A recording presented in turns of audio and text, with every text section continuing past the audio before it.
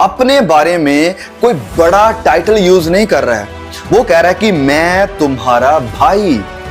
ये 95 साल की उम्र का बुजुर्ग नबी, बुजुर्ग प्रेरित अभी भी अपने आप को तुम्हारा भाई कह रहा है, कलीसिया का भाई कह रहा है। उसने नहीं कहा his eminence the most reverend या बिशप या पॉप, ये वो। उसने किसी भी टाइटल को यूज नहीं किया। उसने अपने आप को मतलब भाई कहा। यीशु ने कहा कि वह क्लेश देने के लिए तुम्हें पकड़वाएंगे। प्रभु बात किनसे कर रहे थे? यहूदियों से नहीं, सदूकी फरीसियों से नहीं, गैर मसीहों से नहीं, मसीहों से। मसीह कौन? जो उसके पीछे चलने वाले यानी उसके डिसाइपल्स, उसके चेलों के साथ बात कर रहे थे। और प्रभु अपने चेलों को यह मैसेज दे रहे हैं। प्रभु यीशु के इस वचन को कभी दिमाग से ना जाने दें कि प्रभु का मैसेज है संत यूहन्ना के लिए, कलीसिया के लिए, मेरे और आपके लिए भी यही था। मत डर, मत डर, मैं जिंदा हूं। आइए कहिए कि मैं डरूंगा नहीं, मैं घबराऊंगा नहीं, क्योंकि मेरा यीशु जिंदा है।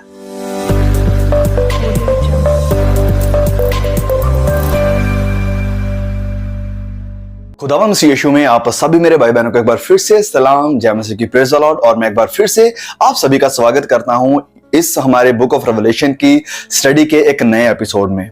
मुझे उम्मीद है कि आप सब मेरे भाई बहन इस सीरीज से या इस स्टडी से बहुत कुछ सीख रहे हैं और परमेश्वर मेरी और आपकी मदद कर रहे हैं कि हम प्रकाशित वाक्य की किताब को सीखें, जानें और फिर इन्हें अपनी जिंदगी में अप्लाई करने वाले और इनके द्वारा चलने वाले बन सकें। अब तक हमने वचन 1 से लेकर वचन 8 तक की स्टडी करी है। प्लीज अगर आपने नहीं देखे हैं प्लीज जरूर देखिए।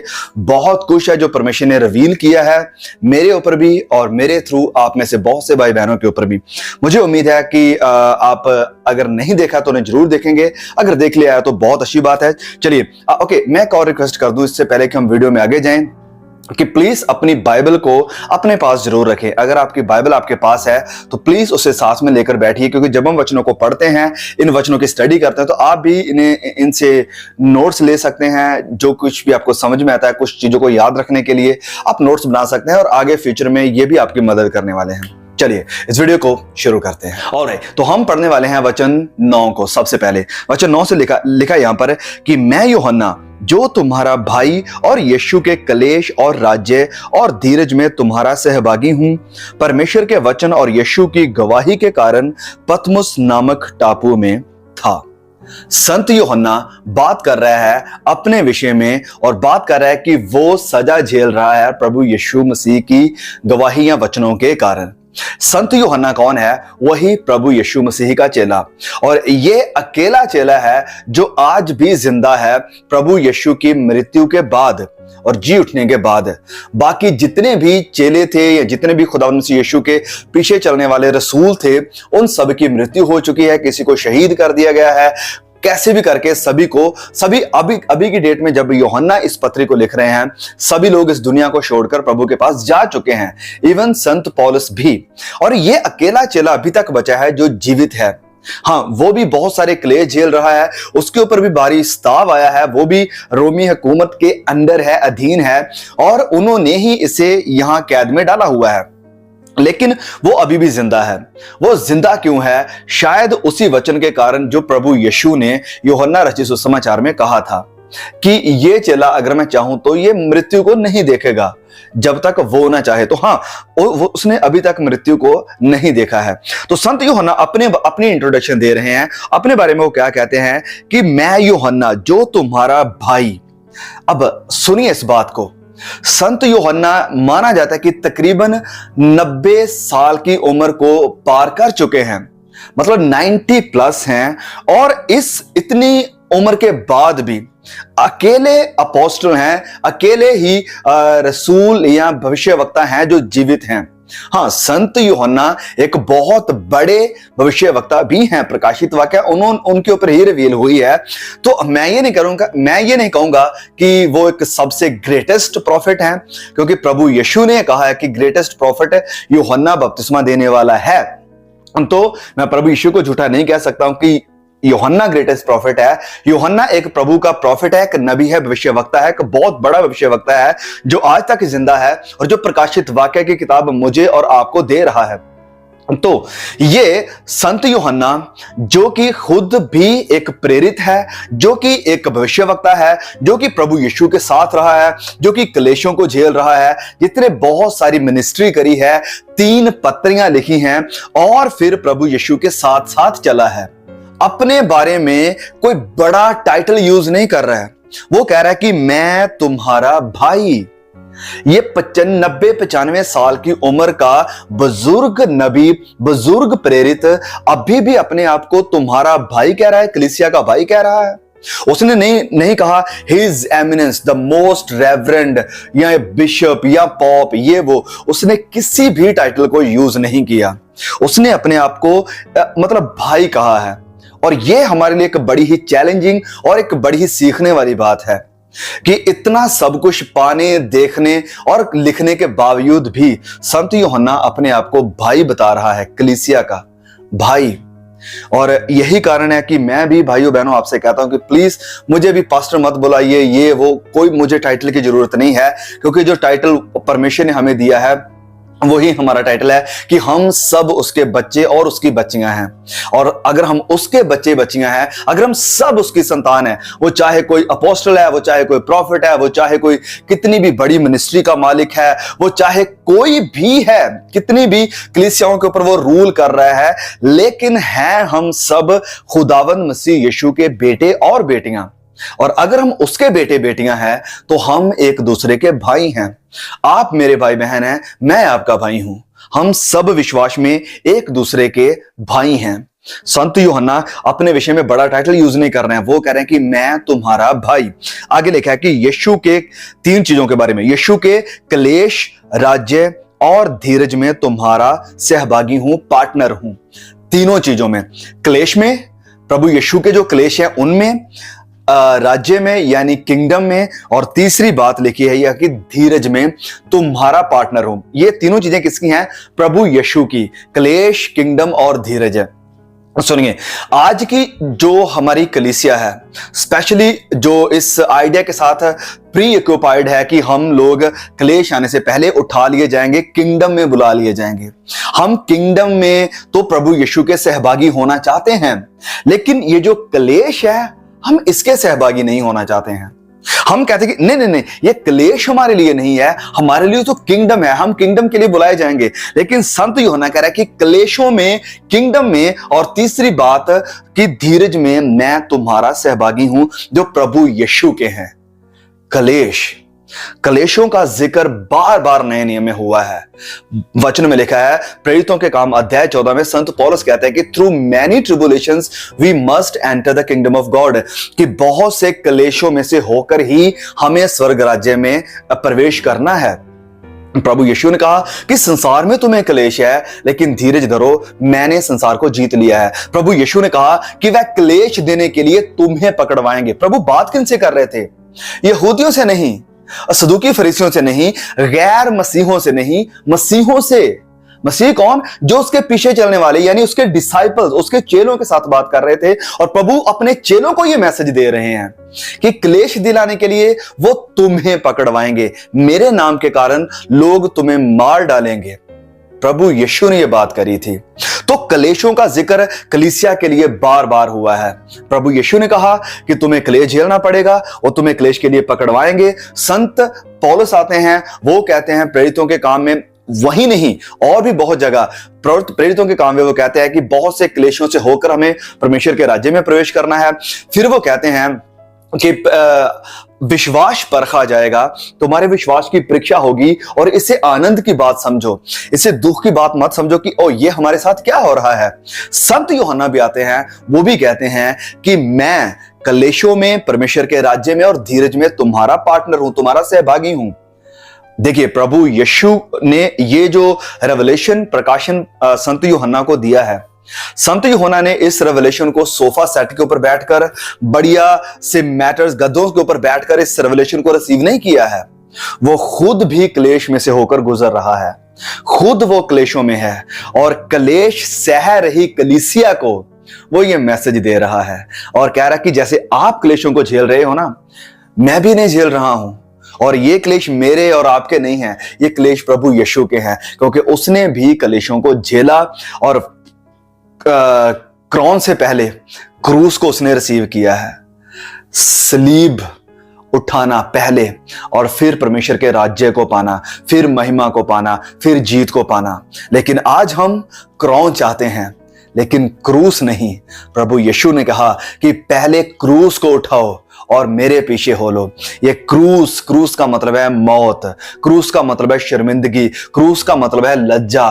तुम्हें मौत का फंदा गले में लेकर चलना होगा अगर तुम मेरे पीछे आना चाहते हो तो। संत यूहन्ना भी यहां पर कह रहे हैं कि मैं भी क्लेशों का सामना कर रहा हूं, लेकिन मेरे सामने एक बड़ी महिमा है। क्लेशों को आप भी सामना कर रहे हैं, लेकिन ये सारे क्लेश प्रभु यीशु के कारण हैं और प्रभु यीशु की तरह ही हैं और उसकी महिमा के लिए ही हैं। फिर वो आगे लिखते हैं कि परमेश्वर के वचन और यीशु की गवाही के कारण पतमस नामक टापू में था। पतमस नामक टापू में, अब ये पतमस टापू है क्या? देखिए, ये जो एरिया था पूरा, आज का जो मॉडर्न टर्की है, इस मॉडर्न टर्की एरिया को कहा जाता था एशिया माइनर। और एशिया, ये जो पूरा एशिया था यानी आज का जो टर्की था, ये उस वक्त की ये जो रोमी हुकूमत थी, जो रोमी साम्राज्य था, ये उसके अंडर आता था, उसके अधीन था। मतलब कि रोमी हुकूमत ही इस एरिया यानी आज के मॉडर्न टर्की ऊपर रूल कर रही थी। और ये जो टापू था जिसका नाम है पतमोस, तो ये टापू उन्होंने रखा हुआ था कैदियों को सजा देने के लिए, अपराधियों को सजा देने के लिए, जो रोमी हुकूमत के अधीन नहीं है, जो रोमी हुकूमत की बात नहीं मानते हैं और जो किसी और चीज को अपना खुदा मानते हैं, रोमी सम्राटों को छोड़कर, उन्हें सजा देने के लिए। अब आप कहेंगे कि जो रोम की हुकूमत थी, उनके पास तो सजा देने के लिए और भी कई तरीके थे। यस, बिल्कुल थे। अलग अलग तरीकों से उन्होंने प्रभु यीशु के चेलों को मारा भी है। किसी को फांसी लगाकर, किसी का गला काटकर, किसी को क्रूस के ऊपर चढ़ाकर। लेकिन एकदम से किसी को मारना, उसमें फर्क होता है। तो संत यूहन्ना के साथ भी वो सारे स्ताव हुए हैं, उसे भी आग के ऊपर उबाला गया है। लेकिन संत यूहन्ना प्रभु की कृपा से, क्योंकि प्रभु ने अभी तक उसके लिए मौत को नहीं ठहराया था, इसलिए संत यूहन्ना बचते आ रहे हैं। तो इसलिए किसी को पतमस टापू में भेज देना मतलब कि उसे मौत से भी बदतर मौत या सजा देने के बराबर था, क्योंकि वो पूरी तरह से अपनी फैमिली से कट आउट हो चुका है। वो पूरी तरह से हर एक ऐशो आराम, हर तरह के सुख चैन से पूरी तरह से वंचित हो चुका है। वो अकेला पड़ चुका है, जहां कोई भी उसके आसपास नहीं है, कोई सुविधा उसके आसपास नहीं है। तो उस जगह पर किसी को छोड़ देना जहां वो अकेला खुद ही खत्म हो जाए। तो संत यूहन्ना को भी अपराधी समझकर उस जगह यानी पतमस टापू के ऊपर छोड़ दिया गया है। अब आप कहेंगे कि संत यूहन्ना को पतमस टापू के ऊपर क्यों छोड़ा गया? संत यूहन्ना खुद इस सवाल का जवाब देते हैं। वो कहते हैं कि प्रभु यीशु के वचन और यीशु की गवाही के कारण, प्रभु यीशु के वचन और उसकी गवाही के कारण, मतलब इस वचन के कारण, जो वचन वो लोगों को पहुंचा रहा था, और प्रभु यीशु की गवाही कि यीशु आज भी जिंदा है, वही परमेश्वर है, वही खुदा है। इस उसके दावे के कारण उसे यह सजा मिल रही है। एक वचन के कारण, जो वचन प्रभु यीशु ने दिया सुसमाचार के कारण, और यीशु की गवाही के कारण। यीशु की गवाही क्या? कि यीशु ही खुदा है, वो आज भी जिंदा है और उसको छोड़ कोई और प्रभु नहीं है। ये उसका अपराध था, किसका? यूहन्ना का। और इस अपराध की सजा वो कहां भुगत रहा है? पतमस टापू के ऊपर। लेकिन इस सजा को भी परमेश्वर ने फोकट में, हम कहें, जाने नहीं दिया। उसे इस्तेमाल किया अपनी महिमा के लिए, और ये रेवलेशन प्रकाशित वाक्य की किताब हमें देने के लिए। आगे लिखा है वचन 10 में, मैं प्रभु के दिन आत्मा में आ गया और अपने पीछे तुरी का सा बड़ा शब्द ये कहते हुए सुना, मैं प्रभु के दिन। अब यहां पर बात हुई है जब प्रभु के दिन की, तो बहुत से जो मसीही स्कॉलर्स हैं, विद्वान हैं, इस दिन को लेकर अलग अलग आर्गुमेंट्स देते हैं, अलग अलग एक्सप्लेनेशंस देते हैं कि ये प्रभु का दिन है क्या। कुछ लोग कहते हैं कि ये वही प्रभु का दिन है जिस दिन में जितने भी रसूल या मसीही लोग हुआ करते थे वो इकट्ठे होते थे, यानी हफ्ते का पहला दिन, आज का संडे। तो बहुत से लोग मानते हैं कि ये संडे के दिन था जब संत यूहन्ना को ये प्रकाशन मिला या उसे ये आवाज आई। देखिए, आप कहेंगे कि क्या संडे को ये लोग इकट्ठे होते थे? यस, बिल्कुल। आप प्रेरितों के काम को पढ़कर देख लीजिए। ये कुछ वचन है, मैं आपके सामने रख दूंगा। अगर आप खुद इनकी स्टडी करना चाहते हैं कि वो सैटरडे यानी सबत के दिन इकट्ठे नहीं होते थे, वरन वो संडे के दिन आराधना करते थे, इकट्ठे होते थे और उसे ही वो प्रभु का दिन मानने लगे थे। और इस कारण मसीह स्कॉलर ये मानते हैं कि ये संत यूहन्ना यहां पर बात कर रहा है संडे की, जिस दिन वो आराधना के लिए इकट्ठे हुए थे। लेकिन वहीं दूसरी तरफ और स्कॉलर्स भी हैं जो कहते हैं कि नहीं नहीं, ये जो प्रभु का दिन है ये मंथली एक दिन आता था, महीने का पहला दिन, जब रोमी सम्राट जो डोमिशियन था उसने सम्राट सीजर यानी कैसर के लिए एक बहुत बड़ी मूर्ति बनाई हुई थी। और उस महीने के पहले दिन वो सभी लोगों को कहता था कि सब लोग इस मूर्ति के आगे आएं, इसके आगे झुके, इसे सजदा करें और उन्हें सिर्फ मुंह से ये 3 शब्द कहने होंगे कि सीजर इज माय लॉर्ड, कि सीजर मेरा प्रभु है। अब इसे वो प्रभु का दिन कहते थे कि ये हमारे प्रभु का दिन है, हमारे सम्राट कैसर का दिन है। तो अब हमें नहीं पता कि ये इस दिन की बात हो रही है सम्राट कैसर के या संडे की, जिस दिन कलीसिया इकट्ठी होती थी। सो कोई भी दिन हो, लेकिन संत यूहन्ना कह रहे हैं कि मैं प्रभु के दिन में था। फिर आगे वो कहता है कि आत्मा में आ गया और अपने पीछे तुरी का एक बहुत बड़ा शब्द सुनाई दिया। तुरी का बहुत बड़ा शब्द, तुरी कासा, ओके, तुरी कासा लिखा है कि तुरी के जैसा, तुरी का शब्द नहीं, तुरी के जैसा एक बहुत लॉर्ड, बहुत बड़ा, मतलब कि इतना क्लियर, बहुत ही स्पष्ट, ये कोई छोटी सी आवाज नहीं थी। वो कह रहा है कि ये शब्द इतना बड़ा था जैसे एक तुरी फूकी जाती है, इतना बड़ा शब्द सुनाई दिया। अब देखिए, उसे इतना बड़ा शब्द सुनाई, इतना क्लियरली कैसे दिया? क्योंकि वो आत्मा में था। He was tuned into the spirit. अब देखिए, आप मोबाइल के ऊपर, लैपटॉप के ऊपर या किसी भी और प्लेटफॉर्म के ऊपर, किसी भी और मतलब डिवाइस के ऊपर इस वीडियो को हो सकता है देख रहे होंगे। इस डिवाइस के ऊपर आपके यूट्यूब चैनल के ऊपर ही, यूट्यूब के ऊपर ही बहुत सारे चैनल्स हैं, मतलब पूरी दुनिया की वीडियोस यहां पर हैं। लेकिन क्योंकि आपने ट्यून इन किया है इस चैनल के ऊपर ब्रदर याकूब लाइव को, इस कारण आप इस वीडियो को देख पा रहे हैं, मेरी आवाज को सुन पा रहे हैं। लेकिन अगर आप ट्यून इन कर देंगे किसी और चैनल को सेट करके उन्हें देखना शुरू कर देंगे तो आपको उनकी आवाजें सुनाई देगी। इसी तरह से जब हम आत्मा में प्रभु के साथ जुड़े हुए हैं, जब हम आत्मिक तौर पर प्रभु यीशु के साथ मिल चुके हैं, जब हम खुदावन मसीह यीशु के इतना करीब हैं कि हम उसके साथ लिपक चुके हैं, उसी का ध्यान है, उसी की बातें हैं, उसी का ख्याल हमारे आसपास है, जब हम आत्मा में इतना भरपूर हो चुके हैं, तो फिर परमेश्वर की आवाज हमारे लिए धीमी सी आवाज नहीं होगी, वो बहुत बड़ी तुरी के जैसी आवाज होगी। क्यों? क्योंकि we will be tuned into the spirit, हम आत्मा में सेट हो गए होंगे। इस कारण बहुत से लोगों के साथ परमेश्वर वचनों के द्वारा, अपने दासों के द्वारा, ऐसे वीडियोस के द्वारा बातचीत करते हैं। और वो लोग जो आत्मिक तौर पर खुदा के साथ जुड़े हुए हैं, जो स्पिरिचुअली ट्यून्ड हैं, आत्मिकता में बहुत ज्यादा भरपूर हैं, आत्मिक लेवल में स्ट्रांग हैं, उन्हें परमेश्वर की आवाज बहुत बड़ी आवाज सुनाई देगी। लेकिन जो आत्मिक नहीं है, जो परमेश्वर के साथ गंभीर नहीं है, परमेश्वर के साथ जुड़े हुए नहीं है, प्रार्थना में नहीं है, उपवास में नहीं है, वचनों में नहीं है, तो उनके लिए परमेश्वर का क्लियर वचन भी उन्हें सुनाई नहीं देगा। क्यों? क्योंकि वो ट्यून्ड नहीं है आत्मा की आवाज को सुनने के लिए। संत यूहन्ना ने प्रभु यीशु की आवाज इतनी जोर से क्यों सुनी? क्योंकि वो कहता है कि मैं आत्मा में था। फिर आगे लिखा है कि जो कुछ तू देखता है इसे पुस्तक में लिखकर 7 कलीसियाओं के पास भेज दे। यह आवाज आई किसकी? प्रभु यीशु की, कि जो कुछ तू सुन रहा है, जो कुछ तू देख रहा है, इसे लिखकर कलीसियाओं को भेज दे।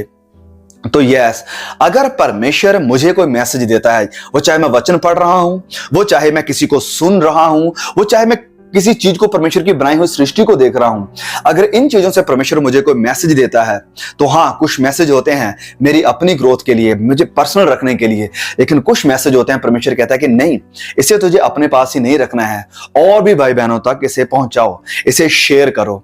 संत यूहन्ना को जैसे प्रभु यीशु ने कहा कि इसे पुस्तक में लिख दे, कुछ लोग इसे लिखते हैं, परमेश्वर की आवाज को, परमेश्वर के संदेश को किताबों के द्वारा, कुछ लोग मैसेज बनाकर ऐसे वीडियो के थ्रू लोगों को पहुंचा रहे हैं परमेश्वर का मैसेज। आपके साथ भी अगर परमेश्वर ने बात करी है, अगर आप आत्मिक तौर पर ट्यून्ड हैं परमेश्वर के साथ है, अगर परमेश्वर आपको कोई भी आवाज देता है, कोई भी मैसेज देता है, आप भी लिख सकते हैं। आप कहेंगे कहां लिखें? आप नीचे कमेंट में लिखिए कि परमेश्वर ने मेरे साथ ये बात करी, परमेश्वर का वचन ये मेरे पास आया, परमेश्वर ने मुझे इस तरह से इनकरेज किया। दूसरे भाई बहनों के साथ अपनी उस बात को शेयर करें, दूसरों की तसल्ली का कारण बने। संत यूहन्ना को कहा गया कि इस किताब जो देख रहा है तू, इसे पुस्तक में लिख ले, 7 कलीसियाओं को भेज दे, अर्थात इफिसस की कलीसिया, स्मरना, पेर्गमन और थुआतिरा और सरदीस और फिलडेल्फिया और लौदीकिया। अब मैं जैसे ऑलरेडी आपको पहले भी कह चुका हूं कि यहां ये जो आज का मॉडर्न टर्की यानी एशिया माइनर, उस वक्त का वहां सिर्फ 7 कलीसियाएं ही नहीं थी, एक और कलीसिया थी बहुत बड़ी, जो कलीसिया है हम देखते हैं वचन में भी, वो थी कुलूसियो। तो कुलोसे की कलीसिया भी यहीं पर है। लेकिन परमेश्वर ने ये 7 ही क्यों चुनी? क्योंकि जैसे मैं कह चुका हूं कि 7 जो नंबर है वो कंप्लीशन का, संपूर्णता का नंबर है, परफेक्शन का नंबर है। और फिर एक इसका दूसरा कारण ये भी है कि ये जो 7 चर्चेस थे, ये जो 7 कलीसियाएं जिनका जिक्र यहां पर हुआ है, ये एक रिंग रोड है वहां पर, उसके इर्द गिर्द ये 7 कलीसियाएं थी। मतलब एक रिंग रोड था और एक छोड़कर दूसरा, दूसरा छोड़कर तीसरा, चौथा, ऐसे मतलब सारे चर्च आसपास में थे, एक दूसरे के साथ कनेक्टर थे, पास ही पास में थे, ज्यादा गैप नहीं था। तो इसलिए परमेश्वर ने इसको चुना और 7 कलीसियाओं को ये मैसेज दिया। 7 का मतलब ये है, परमेश्वर ने 7 को इसलिए भी चुना ताकि ये मैसेज 7 मतलब परफेक्शन, मतलब संपूर्ण, कि जो प्रभु यीशु की संपूर्ण कलीसिया है, वो चाहे उस वक्त की थी, वो चाहे आज की है, ये आने वाले वक्त की कलीसिया है, ये मैसेज प्रभु यीशु का, प्रकाशित वाक्य का सभी के लिए है, सभी प्रभु यीशु की कलीसियाओं के लिए। आगे लिखा है, तब मैंने उसे जो मुझसे बोल रहा था देखने के लिए अपना मुंह फेरा और पीछे घूमकर मैंने सोने की 7 दीवटें देखी। संत यूहन्ना कह रहा है कि जो मेरे साथ बोल रहा था उसे देखने के लिए मैं घूमा। अब संत यूहन्ना ने प्रभु यीशु की आवाज को 3.5 सालों तक बड़े पास होकर, करीब होकर सुना था कि कितनी मधुर, कितनी अद्भुत, कितनी आशीष से भरी हुई उसकी आवाज थी। लेकिन अब जो वो आवाज सुन रहा है, ये उस आवाज से बड़ी ही अलग है, बड़ी डिफरेंट है, बड़ी सामर्थ्य के साथ भरी हुई है। इस आवाज को सुनने के लिए, क्योंकि ये कौन है, वो बोलता है कि मैं देखने के लिए जब पीछे मुड़ा तो उसने देखा कि मैंने सोने की 7 दीवटें देखी।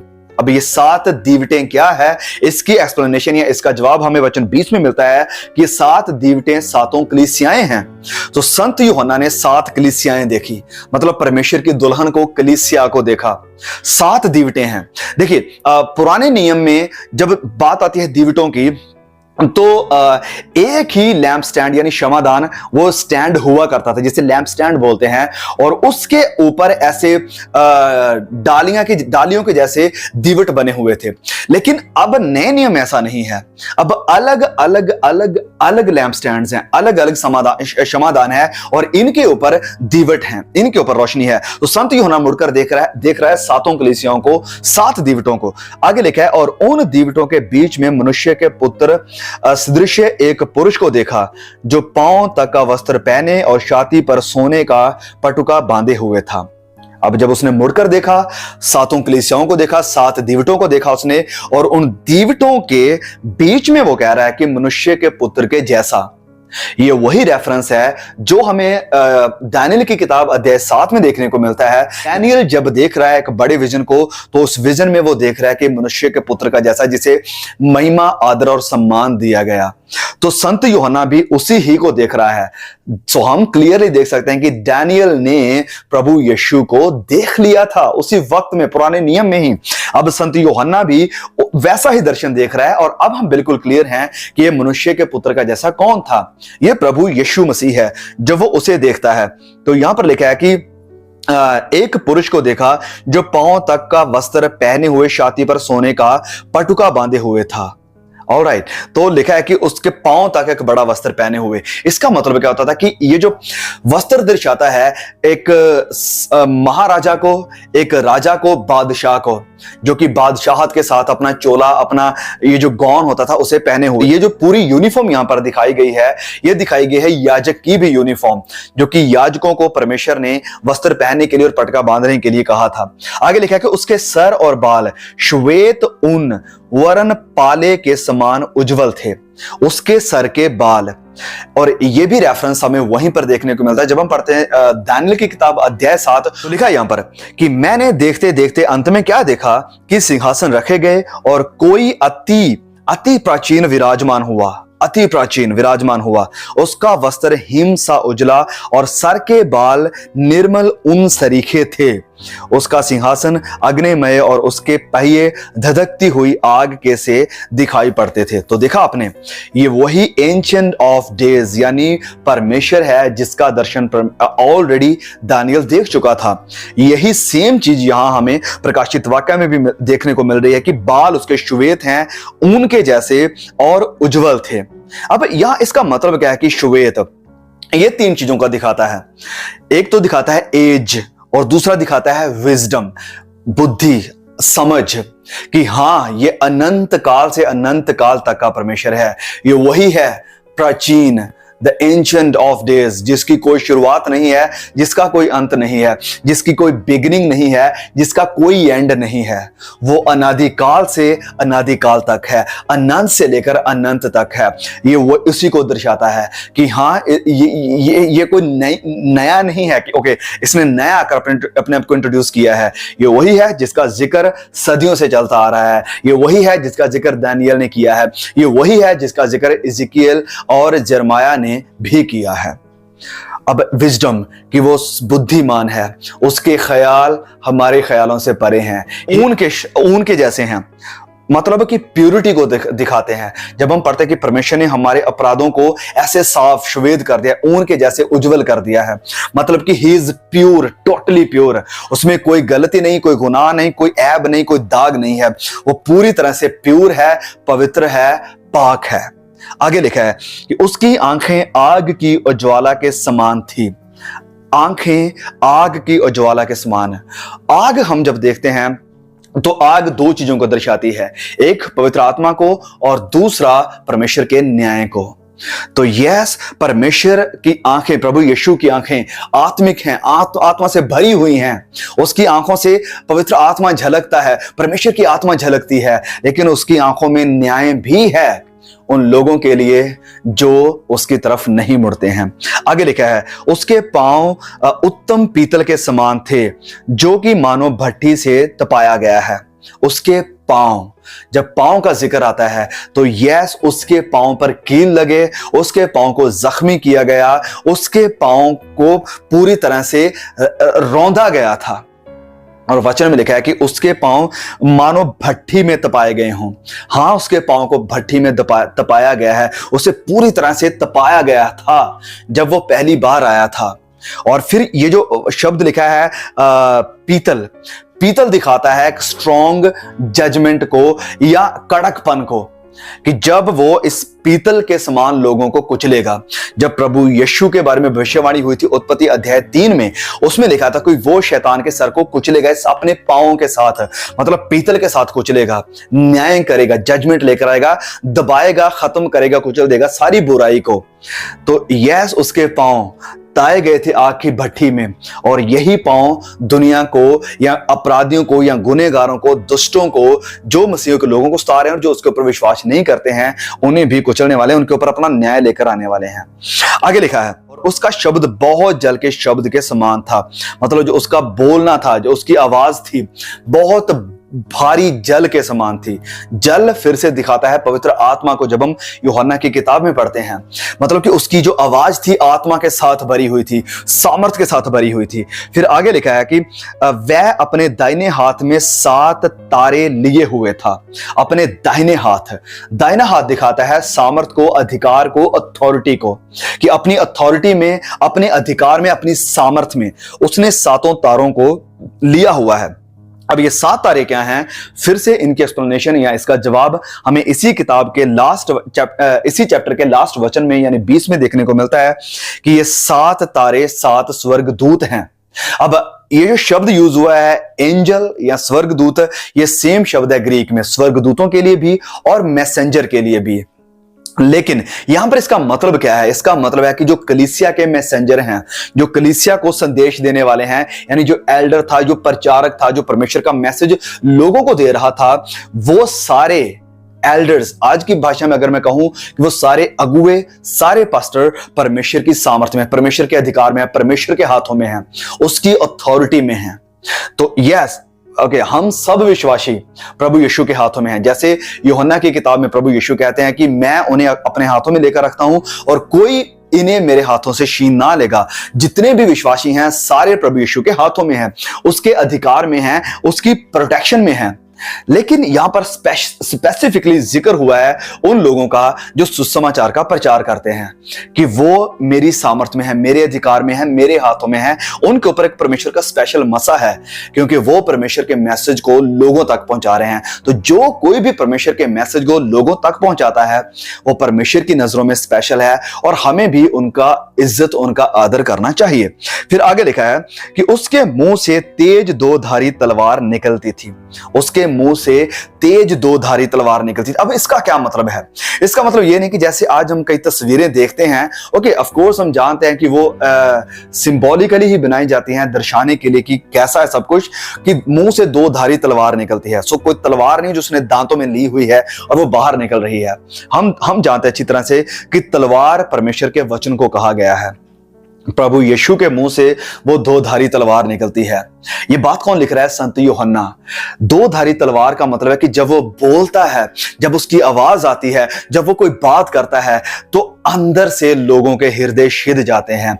वो काट देता है सारी बदी को, वो काट देता है सारे गुनाह को, पूरी तरह से शुद्ध कर देता है, बुराई को एक साइड पे कर देता है। तो संत यूहन्ना कहता है कि जब मैं भी उसकी आवाज को सुन रहा था तो मैं भी अंदर से खत्म होता जा रहा था क्योंकि उसकी आवाज ही ऐसी थी, तलवार के जैसी, दो धारी तलवार कि जहां लगती थी वहां पर काटती जाती थी, सारी बुराई को अंदर से काटती जाती थी।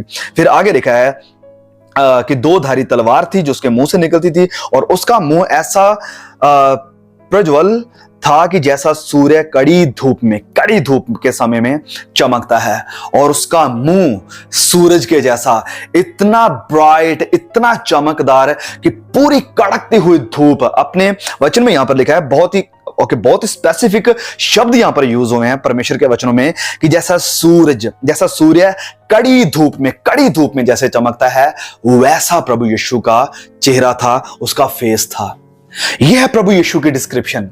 ये डिस्क्रिप्शन नहीं जो आज हम अपने घरों में देखते हैं, सोशल मीडिया पर देखते हैं कि कई लोग, oh I love my Jesus, he is very sweet Jesus. No, he is not very sweet Jesus. अपने आज के वक्त में जब वो जिंदा है, हुकूमत कर रहा है, तो वो ये वही जीसस नहीं है जो पहली सदी में था। ये वही जीसस नहीं है जो आज तस्वीरों में बनाया जाता है। यस, हम तस्वीरों को यूज करते हैं वीडियोस में बस रिप्रेजेंट करने के लिए, मैसेज को कन्वे करने के लिए, डिलीवर करने के लिए। लेकिन मेरे घर में भी, मोबाइल में भी कभी मैंने प्रभु यीशु की कोई ऐसी तस्वीर को नहीं लगाया है क्योंकि मैं जानता हूं कि ये सारे एक्टर्स हैं, ये सारी पेंटिंग्स हैं जो बनाई गई हैं इंसानों के द्वारा। ये इंसान हैं, इंसानों की बनाई हुई रचना है, लेकिन ये प्रभु यीशु नहीं है।